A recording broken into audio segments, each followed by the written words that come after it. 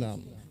కానీ ఇక్కడ అంటున్నాడు, ఎవరు అయితే తన్ను తాను పరిశుద్ధపరుచుకుంటాడో, ఇదే ఇక్కడ చెప్తున్నటువంటి వచనంలో ఉన్నటువంటి అర్థం కూడా.